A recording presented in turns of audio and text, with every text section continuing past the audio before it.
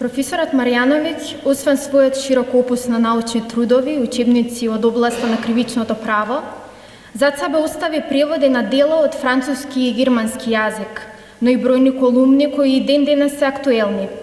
Во договор со Фондацијата Ѓорѓе Марјановиќ, Плюс Инфо повремено преобјавува делови од негови колумни објавени во дневниот весник Дневник, освежувајќи ги сеќавањата на овој исклучителен интелектуалец и неговото благородно дело. Денес со нас е уредникот на Плюс Инфо, господин Бранко Геровски, кого го поканувам да земе збор.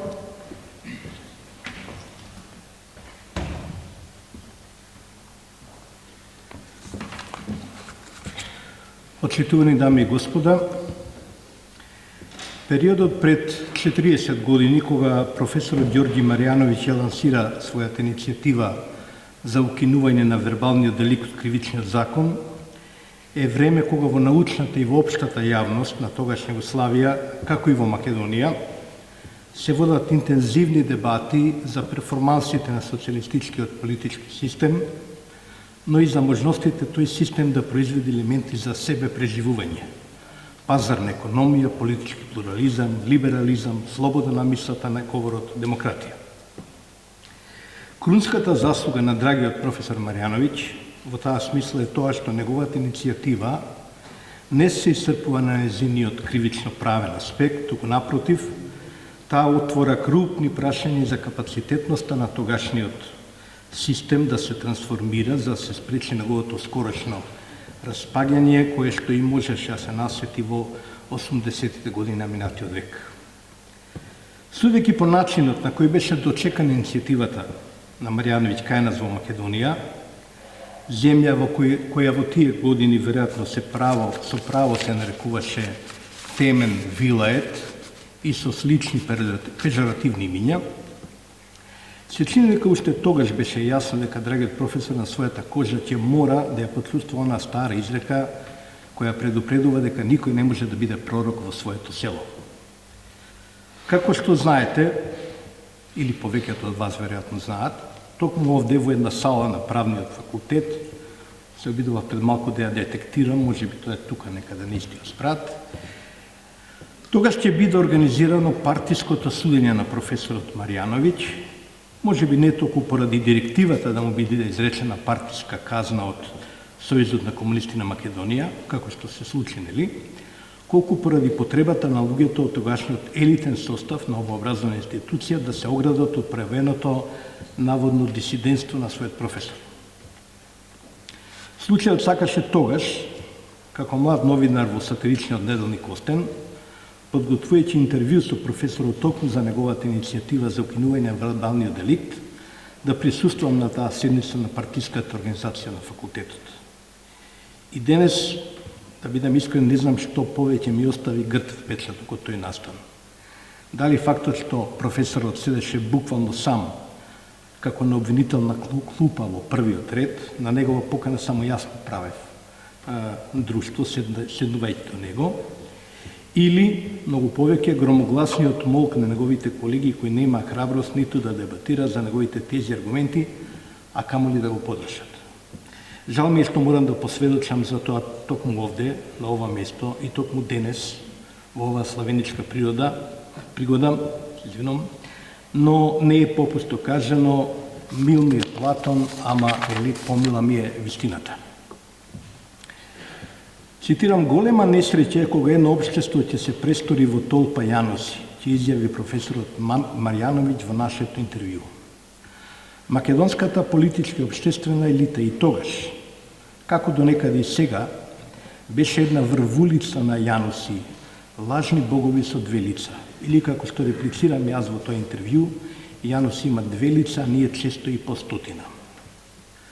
Со својата храброст, со срдечноста, но и со таа негова чудна постојана екзалтација и посветеност на идејата Македонија да стане, како што велеше, пристојно место на живење, професорот Марјановиќ всушност ни покажа дека човечкиот фактор е клучниот и најважниот елемент на капацитетноста на едно општество да се реформира, да се трансформира и да се еманципира.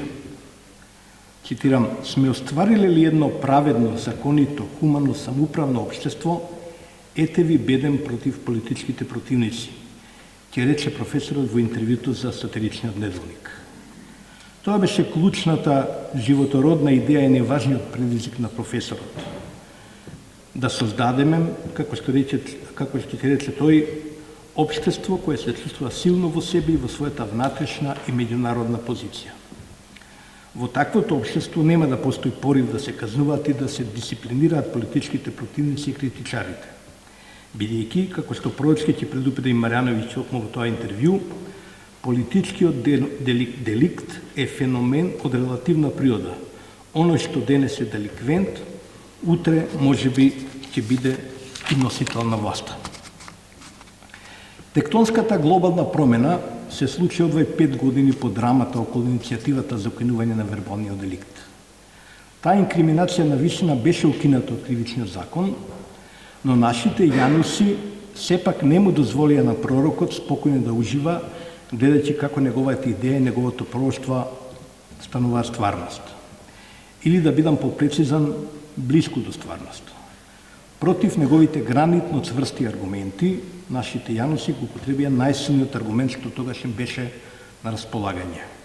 Професорот велеше аргументум бакулинум, аргументот на ластегарката, заканата со физичко насилство како аргумент. Таков и беше насловот на интервјуто во сатиричниот дневник. Драгиот професор Марјановиќ се разбира не подлега на заканата и во годините потоа навистина стана своевиден дисидент, потоа се активираше на политичката сцена за да политичка действува. Јас имав големо задоволство по покренувањето на првиот и назначен независен македонски дневен весник Дневник да ги објавувам неговите знаменити инспиративни колумни. Блискоста со професорот Ѓорги Марјановиќ кај мене остави силен впечаток во моите младежки денови. Пријателувањето со него за мене значеше и обврска за едно постојано и упорно транспонирање на неговата централна идеја во нови идеи, размисли, иницијативи и проекти. Од него и од некои други драги луѓе научи дека основниот предуслов едно општество да стане законито, праведно, хумано, самоуправно, самодржливо и на тој начин да се еманципира, да се либерализира и да изгради демократски институции, значи единствениот начин општеството да се упристои, што би рекол нашиот професор, е тоа да стане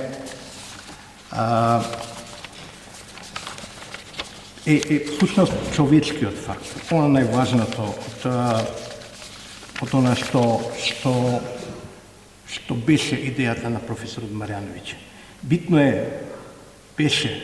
беше и битно е општеството да произведе елита на силни и храбри проединци како темел за едно одговорно и визионерско лидерство. Таков како што беше нашиот драг професор Марјановиќ. Благодарам.